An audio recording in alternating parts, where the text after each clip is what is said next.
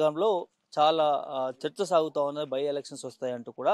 So ముఖ్యంగా station గన్పూర్లో పచ్చగడ్డి వేస్తే బగ్గు అనే విధంగా ఇక్కడ రాజకీయాలు వేడెక్కుతున్నటువంటి పరిస్థితి చూస్తాను. ఒకవైపు వాళ్ళ ఎమ్మెల్యే బీఆర్ఎస్ పార్టీ నుంచి గెలిచి కాంగ్రెస్ పార్టీలోకి వెళ్ళినటువంటి సిచ్యువేషన్ చూస్తా ఉన్నాం, ఎవరైతే కడియం శ్రీహరికి సంబంధించి. సో ఇప్పుడు అభివృద్ధి కోసం వెళ్ళాను అంటూ కూడా రీసెంట్ గా మాట్లాడడం జరిగింది. దానికి సంబంధించి నియోజకవర్గంలో ఉన్నటువంటి ప్రజలందరూ కూడా దీన్ని వ్యతిరేకిస్తున్నటువంటి పరిస్థితి చూస్తా ఉన్నాం. అక్కడక్కడ నిరసన ప్రోగ్రాంలు కూడా చేస్తా ఉన్నారు. ఎక్కడ అభివృద్ధి జరుగుతూ ఉంది, ఎక్కడ నియోజకవర్గంలో అభివృద్ధి చేసిండు కడియం శ్రీహరి చెప్పాలంటూ కూడా పెద్ద ఎత్తున నినాదాలతోని అన్ని ఏరియాలలో దాదాపు ధర్నాలు చేస్తున్నటువంటి పరిస్థితి చూస్తా ఉన్నాం. సొంత స్వలాభాల కోసం పోయారంటూ కూడా ఇక్కడ ఉన్నటువంటి ప్రజలు మరొక చర్చ సాగుతున్నటువంటి పరిస్థితి చూస్తాం. ఇదే అంశంపైన మాట్లాడే ప్రయత్నం చేద్దాం. మనతో పాటు స్టేషన్ గన్పూర్ నియోజకవర్గ ప్రజలు ఉన్నారు, వారితో మాట్లాడించే ప్రయత్నం చేద్దాం. అన్న మీ పేరు?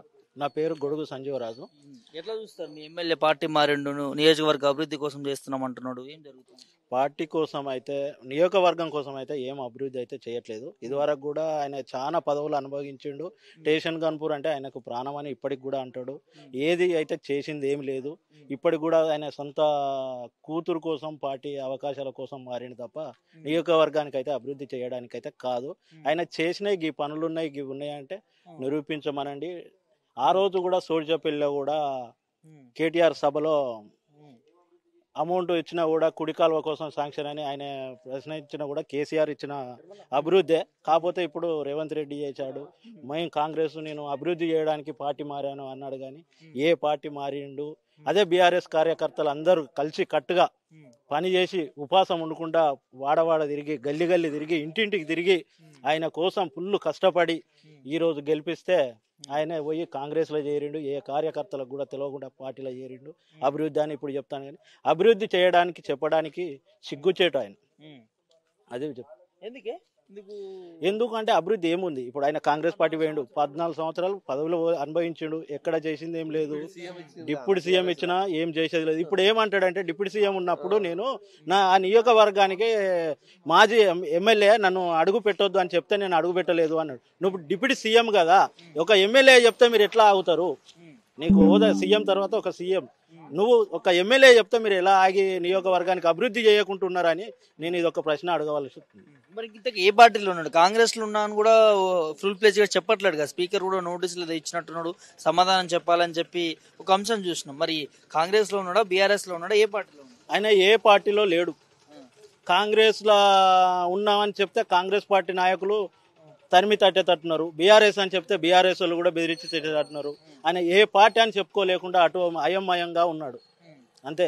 అదే కాంగ్రెస్ పార్టీలు ఉంటే ఇప్పుడు రాజీనామా చేయమని అదే పార్టీ మీద అదే కాండం మీద గెలవమన్నా చూస్తాం. బీఆర్ఎస్ కార్యకర్తల ప్రతాపం మీద, కాంగ్రెస్ ప్రతాపం మీద బయటపడుతుంది.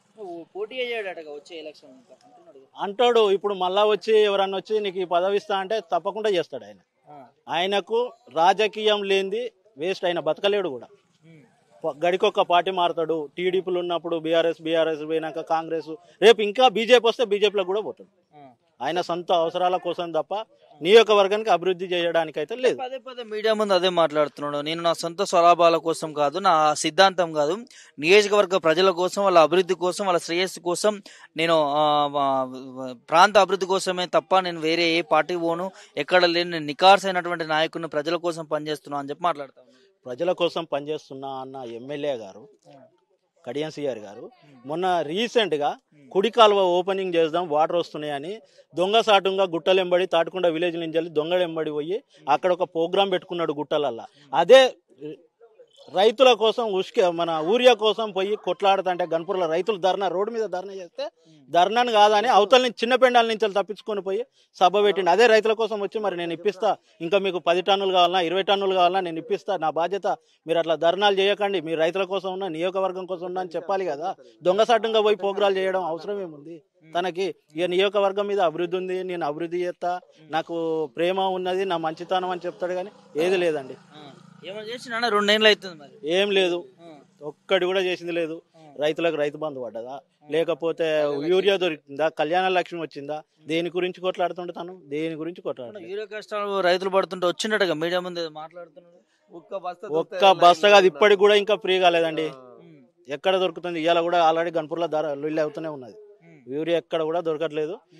కాంగ్రెస్ ప్రభుత్వం వచ్చింది, తెలంగాణకు దరిద్రం పట్టింది. రైతుల ప్రభుత్వం అట కానీ మీరు దరిద్రం అంటున్నారు. రైతుల ప్రభుత్వం కాదు ఇది, దొంగ పాలన, దగాపార ప్రభుత్వం ఇది. రైతుల ప్రభుత్వం కాదు, తిమింగలం ఘోరం. రేవంత్ రెడ్డి ప్రభుత్వంలో ప్రతి ఒక్కరు తిడతారు. ఇప్పటికీ పింఛన్ల కాడికి రండి మీరు, 2వ తారీఖు 3వ తారీఖు ఎట్లా మహిళలు ఎట్లా తిడతారంటే అట్లా తిడతారు. ఎట్లుంటది మరి పార్టీ మారిన 10 నియోజకవర్గాలలో బై ఎలక్షన్స్ వస్తాయి? బై ఎలక్షన్లు వస్తే మాత్రం ఇప్పుడు అటానట్లో ఎలక్షన్లు వచ్చినా కూడా మళ్ళీ కేసీఆర్ గెలుస్తాడు. అంతేనా? బీఆర్ఎస్ వస్తాడు, కేసీఆర్ వస్తాడు. కాంగ్రెస్ ప్రభుత్వం రాదు. మళ్ళీ నియోజకవర్గంలో స్టేషన్ గన్పూర్ నియోజకవర్గంలో మాత్రం డిపాజిట్ కోల్పోతారు ఖచ్చితంగా. కడియంకి ఇక్కడ లేదు, స్థానమే లేదు. మరి ఎందుకంటే ఇన్ని బీఆర్ఎస్ పార్టీలో ఆయనకి ఇంత గౌరవం దక్కింది, అన్ని పదవులకు సంబంధించిన అన్ని కూడా తనకి ఇవ్వడం జరిగింది. తను మరి పార్టీ ఎందుకు మారాల్సి వచ్చింది? ఒకవైపు నియోజకవర్గ ప్రజల కోసం అంటున్నది, సొంత ఎజెండా ఏమైనా ఉందనుకోవచ్చా? ఏం చెప్తారు? స్వార్థము ఏది లేదు. ఇప్పుడు మనం కనుక మన పిల్లలకు మనం భవిష్యత్తు, నాకు ఈ హోదా ఉంది, నా కొడుకు కూడా ఈ హోదా కావాలి, రేపు కూడా నా పిల్లలు ఈ దారిలో పోవాలని సొంత ఫ్యామిలీ కోసం తప్ప నియోజకవర్గాని కోసం అయితే ఆయన చేసేది కాదు. తన పిల్లల కోసమే పోతుండు. రేపు ఇలా బిడ్డ ఎంపీ ఉంది, ఇంకో కూతురు కూడా ఏదన్నా పదవి కావాలని కంపల్సరీ ఆశిస్తాడు. అది అందరికీ మాకు ప్రజలకు తెలుసు.